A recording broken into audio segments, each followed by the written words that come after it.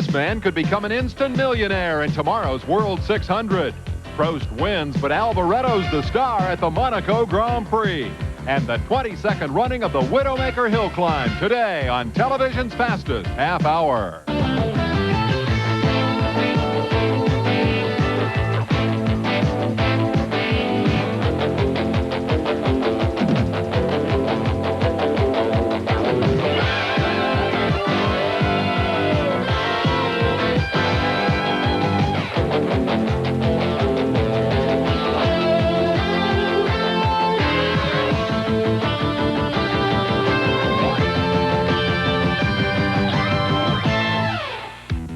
MotorWeek Illustrated is brought to you by Dodge, makers of Ram Tough Dodge trucks, and by Dodge cars that will revolutionize your perspective of the road. We are Dodge, an American revolution. And by Valvoline, because your car is special. Now, from Atlanta, here is Dave Despain. Hello, everyone. On the biggest weekend of the year in motorsports, Bob Varsha here to help us cover the action today. Tomorrow, the Indy 500 and the World 600 compete for attention, and stock car racer Bill Elliott sets his sight on the richest payday in racing history. We begin our coverage in North Carolina with the latest from Charlotte Motor Speedway. Well, Dave, Bill Elliott's potential million-dollar weekend got off to a shaky start today as he looked anything but unbeatable in the $500,000 dash for cash called the Winston. When the 12 Grand National winners of '84 took the green flag for their 70-lap sprint, Darrell Waltrip jumped into a battle with defending Winston Cup champ Terry Labonte. Jeff Bodine was the race's first casualty barely 10 laps into the event. Elliott, meanwhile, was dropping back with a balky transmission and was never a factor. Harry Gant was the first into the pits for the single required stop, and he put his Chevy in front for the second half. But Waltrip ran Gant down with 5 laps to go and held on through the finish line, whereupon, as soon as he took the checkers, Waltrip blew his engine. But that blown engine was worth $200,000 to Waltrip. Gant finished second, with Elliott limping home 7th. Earlier today, Tim Richmond won the Winn-Dixie 300 for late model sportsmen's cars in a narrow victory over Neil Bonnet. Now to the other race of some significance this weekend. Jerry Garrett reports from the scene of the Indy 500. Well, Dave, on the eve of the 69th annual Indianapolis 500, the question on everyone's mind, of course, is who will win this race. No one seems to think it will be Pancho Carter, the pole sitter, or number 2 starter Scott Brayton because of the unreliability of their Buick engines. Mario Andretti is a favorite, but his Indy luck has been appalling since his win 16 years ago. Bobby Rahal is another favorite, but this is only his 3rd race here, and old-timers wonder, has he paid his dues yet? Roger Penske's cars have won 3 of the last 6 500s, and they're ready to go again. Danny Sullivan alone has done 1,700 miles of testing this month. Rick Mears can't walk, but he can drive just fine. And Al Unser Sr. wants to prove he's not ready for a rocking chair. Other former winners, Tom Sneva has been slow all month. Same with Johnny Rutherford, who had to bump his way back into the field last week. A.J. Foyt has been slow too, but he seems to come alive at the green flag. If you're looking for a dark horse, try Pat Patrick's stable of Emerson Fittipaldi or Don Whittington. If the final practice session is any indication, Mario Andretti should be tough. He went nearly 210 miles an hour on a crowded track. Bobby Rahal was just a tick slower than Mario. Jeff Brabham was 3rd fastest. That was a surprise to some, but not to those who remember how fast Brabham usually runs here. A real surprise, though, the Buick boys, Pancho Carter and Scott Brayton, were under 200 miles an hour each time the electric eye caught them. From Indy, this is Jerry Garrett. More on Indy and Charlotte later. Elsewhere, the stars of the IMSA Camel GT Sports Car Series are at Lime Rock, Connecticut for another Memorial Day tradition. Jim Roller reports. Monday's Memorial Day Classic here at Lime Rock Park, Connecticut will have Al Hobart starting on the pole. But more importantly, there are some key teams missing from the paddock because of wild action in Charlotte, North Carolina 1 week ago. Problems started as early as qualifying when Don Devendorf wrote off his nearly new Nissan GTP car. Race day presented big problems for 3 other teams. First, John Paul Jr. tangled with a back marker, went from driver to passenger on the tri-oval grass and slammed into Bob Aiken. Neither were injured, but both will be absent this weekend. Then a broken fuel pump connection sent the new Ford Mustang Probe up in flames in its sophomore performance. Driver Klaus Ludwig escaping unsinged. Later, Brian Redmond got away with this test of the Charlotte wall while leading, but safety belt troubles during a driver change knocked them to second. Through all the carnage came old reliables Al Hobart and Derek Bell. who themselves had to overcome a sticking throttle to win by over a minute. The results are a duplicate of IMSA's last outing, with the Jaguars and B.F. Goodrich Porsches rounding out the top 5. Wednesday in Jacksonville, Florida, John Paul Jr.'s trial on federal drug smuggling charges was postponed until July. His attorneys want more time to plea bargain with the government. That IMSA weekend was a good one for Mazda. South Carolinian Danny Smith surprised GTO class win in an RX-7 tied a Porsche record for GT victories by a particular model. Georgians Jim Downing and John Mafucci won the Camel Light race in a Mazda-powered Argo, and a 2-year Mazda drought in the Champion Spark Plug Challenge ended with a 3-car GLC sweep led by Dennis Shaw. Our hat is off, and our U.S. Air Force Reserve Wrangler Behind the Scenes Award goes to Mazda Competition Director Damon Barnett. He's in the running for a Honda Sabre 700 motorcycle that goes to our year-end Behind the Scenes Award winner. The biggest family feud in motorsports when Motor Week continues.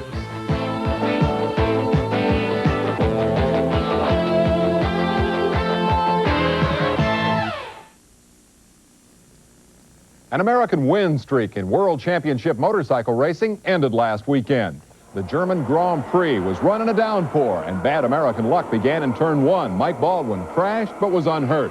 Freddie Spencer took the lead, held it to mid-race. Then his rain tires faded, and he gave way to wet track ace Christian Serron. Watch the pass, a daring outside move on a slippery track. The Frenchman Serron deserved everything he got this day. Here are the consequences of a mistake under these conditions. That's South Africa's Dave Peterson, off but uninjured. World champ Eddie Lawson of California also had rain tire problems and cruised around in 4th. Serron won big, first loss for the Americans in 28 races dating back to 1982. In this country, Wayne Rainey won Formula 1 and 2 bike road races at Sears Point in California, the weekend marred by disastrous crashes. Sidecar racer Michael Mick Parkinson of Chico, California, killed when his machine ran off a high-speed corner and overturned. And Wes Cooley suffered multiple fractures and a ruptured spleen when he crashed in Saturday's Superbike event. Fred Merkel won that race and took the series point lead from the injured Cooley. On a brighter note, Shadow of the Rockies, 18,000 people on hand last weekend for the 22nd annual Widowmaker Bike Hill Climb. You're talking about 1,500 feet of waist-high mesquite and ledges this tall. It just never ends. It grinds your body down. You can't believe it. When you get to the top of this thing, you're so tired, you wish you could die. Jim True is a pioneer in this sport, which has seen a technological revolution in recent years. The state-of-the-art hill climb hardware, well, it's a far cry from your day-to-day dirt bike. Riding a hill climber has been described as sitting on a hand grenade being chased by a chainsaw, and I'd say that's fairly accurate. The dream of every hill climb rider, to ascend the heights to glory, to climb higher and faster than anyone else has ever gone. Here are those who came closest to that goal last Sunday. True, who was first to conquer the Widowmaker back in '76, settled for 3rd. And, of course, the real trick to hill climbing is getting back down the hill. The higher you go, the harder that task becomes. Elsewhere, one of racing's hottest rivalries in World of Outlaws sprint car racing. Steve Kinzer and Sammy Swindell had another class battle last weekend on the outskirts of Chicago. Someday, folks will call this the good old days of sprint car racing, with weekly shootouts between the Kinzers and the Swindells, sort of the Hatfields and McCoys on wheels. Last weekend at Santa Fe Speedway, there was a classic edition of this family feud. Number 11, Steve Kinzer, had it his way. Despite this spin in the heat race, watch him. He stays on the gas and keeps right on going. Kinzer started 4th in the feature, but he got a great start and was quickly out front. Number 1, Sammy Swindell, wheel standing out of the corners, was right behind, but Kinzer led all 20 laps. This had been scheduled for 30 laps, but terrible track conditions forced an early end to the event. Kinzer beat Swindell by 2 car lengths. Kinzer's cousin Mark finished 3rd. Swindell's brother Jeff gave up that spot when he spun 3 laps from the end. Wednesday night in Pennsylvania, Kinzer won again, but last night near Harrisburg, Swindell was the story. Arriving late from sportsman qualifying at Charlotte, Sammy came from last in his heat race to win, then raced from 24th to 3rd in the feature, won by Keith Kaufman. Still, Kinzer maintains a narrow lead in the points chase, with 2 more nights of racing to come this weekend. Well, rough track conditions were also a story last weekend in boat racing. The season's first American Powerboat Association offshore race took place over 144 miles of rough Florida water. The high seas took out half the entries. But the Superboat winner, Howard Quam of Chicago, didn't seem to notice. His 38-foot catamaran Flapjack, powered by two 700-horsepower inboards, roared over the waters, averaging 80 miles an hour. Want to take another look at the class winners here, including a pair of defending national champions, Sal Magluta and the race hero, Chris Lavin. He charged from way back to win his class and to beat a lot of the bigger boats as well. A good run for him. We'll have weekend stock car action and the World 600 when Motor Week continues.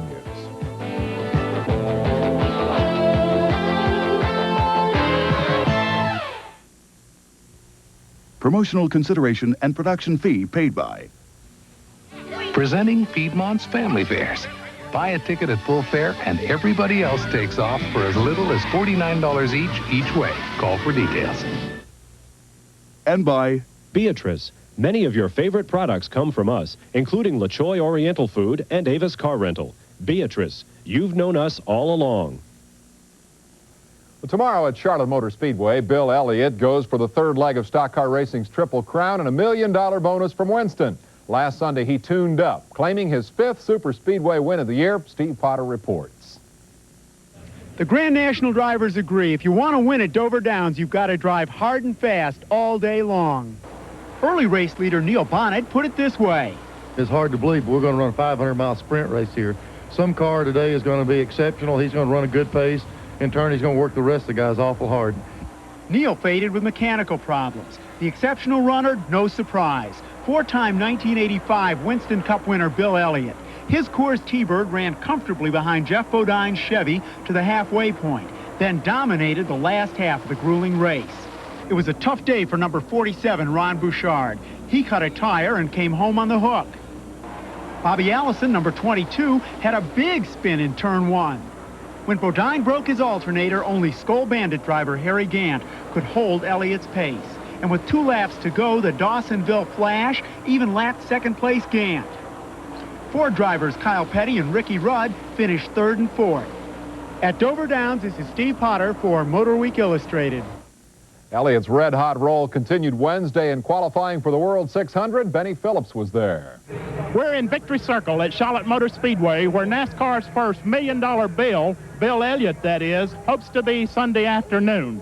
Elliott qualified at 164.703 miles per hour to earn pole position for Sunday's World 600, beating Harry Gant, who qualified at 162.568. We had an unfair advantage because the weather did cool off. You know, Harry went out and he put 4 consistent laps together, and they were awful consistent. And it was a long time before anybody got close to him.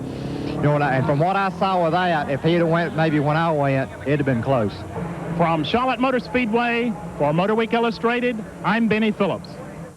Elliott's Triple Crown attempt is not unprecedented. Let's recall the last time that feat was accomplished as Valvoline brings you this week's page from Ken Squire's scrapbook. Hello, everybody. Here's still another page from my great moments in motorsports. September 6, 1976, Darlington, South Carolina. David Pearson has already won the Daytona 500 and the World 600. Starting his Wood Brothers Mercury from the pole in the Southern 500, Pearson hopes to become only the second driver ever to win all 3 races in the same year. Attrition's heavy throughout the race. With just 25 laps to go, Pearson trails Darrell Waltrip and Dave Marcus. He edges past Marcus into second and sets his sights on Waltrip. Certifying his nickname the Silver Fox, Pearson picks his opening, drops down out of the high groove, slips by Waltrip into first, and sprints away to victory, duplicating the 1969 Leroy Yarborough Stock Car Triple Crown. Pearson's year was 1976, and no one has done it since. I'm Ken Squire. Join me next week for another look into my motorsports scrapbook. Well, stock car racing has come a long way, but at palatial Charlotte Motor Speedway, the scene of tomorrow's big buck battle, National Speed Sport News editor-publisher Chris Economaki found evidence of the sport's roots. Automobile racing is unquestionably the largest sport in America's southeastern states. Many ask why. Well, I have an opinion as to why. In the states of North Carolina, South Carolina, Georgia, and eastern Alabama and Tennessee, we find this. Red clay. And it was red clay that lent itself so well to the dirt tracks of the 1920s and the 1930s that the sport had its beginnings, and it flourished.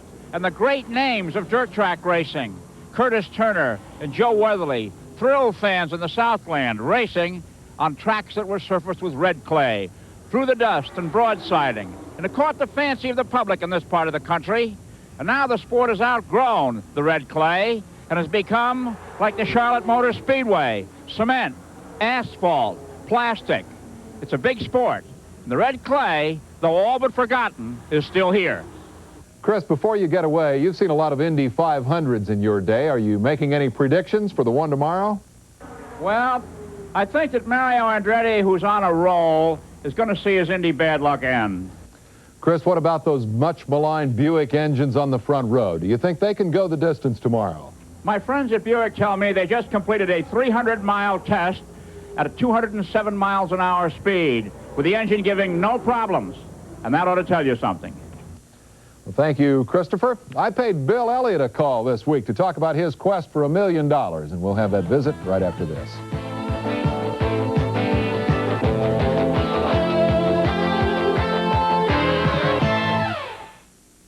This modest North Georgia mountain stock car shop has become the talk of the racing world. And the star of the Elliott Family Racing Show is this guy. Bill Elliott, coming into what's got to be the biggest race of your career, huh? Well, no doubt about it. I think there's a lot riding on this weekend, and I'll just be glad to get it over no matter what happens. Are you feeling more pressure now than you have any other time in your career?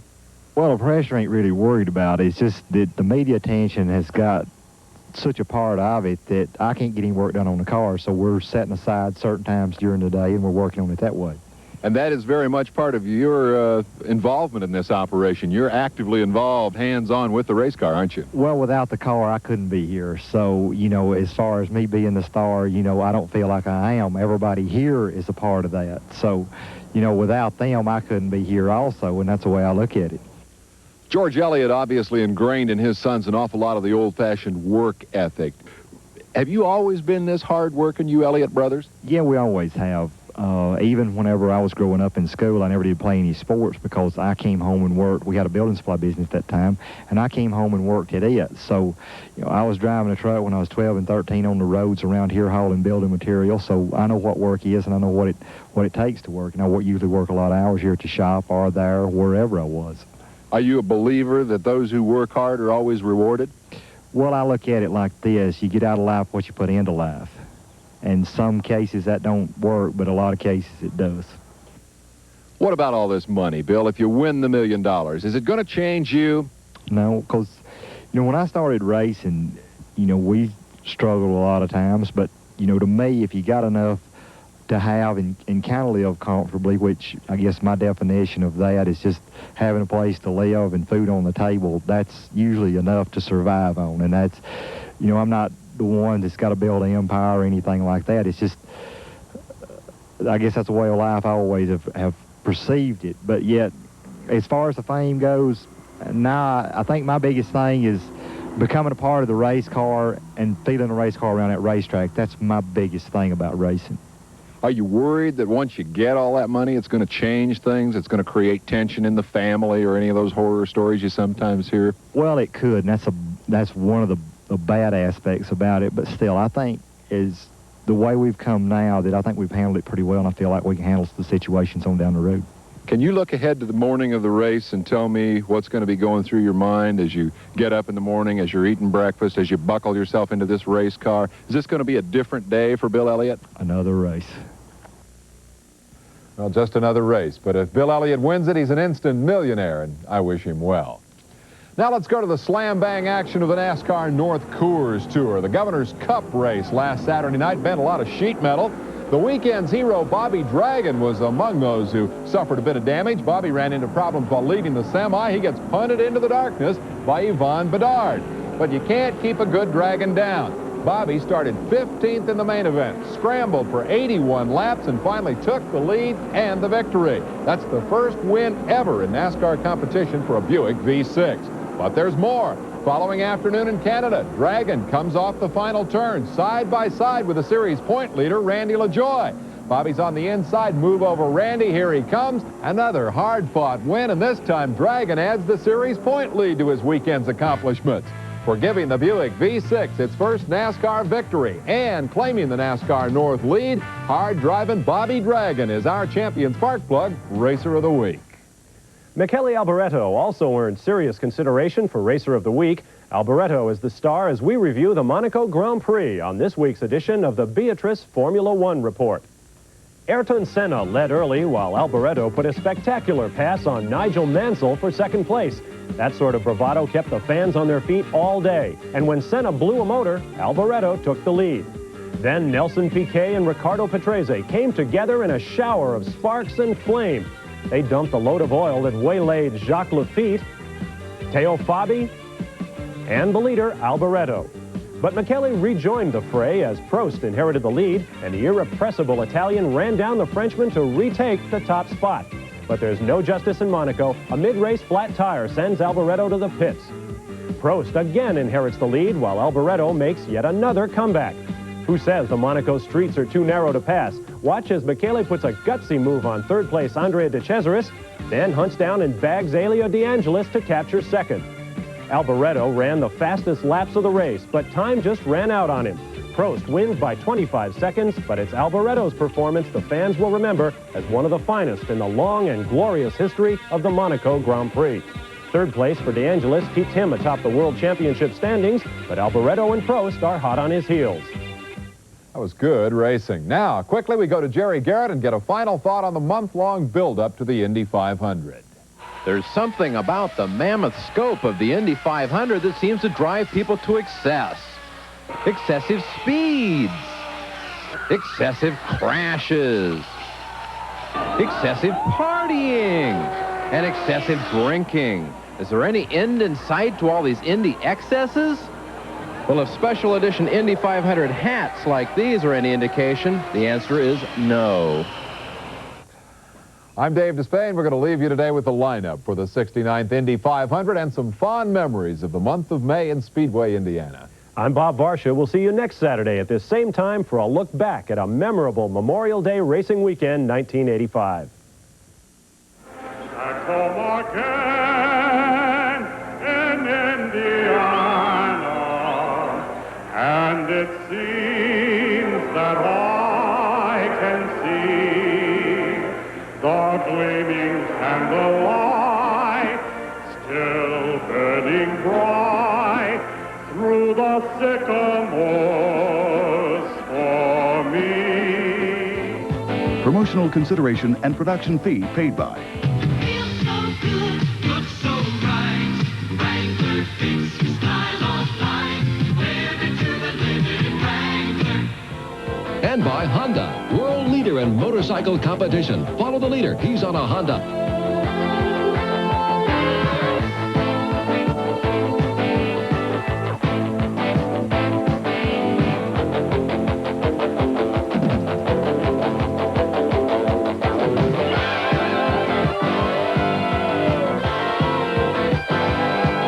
MotorWeek Illustrated was brought to you by Dodge, makers of Ram Tough Dodge trucks, and by Dodge cars that will revolutionize your perspective of the road.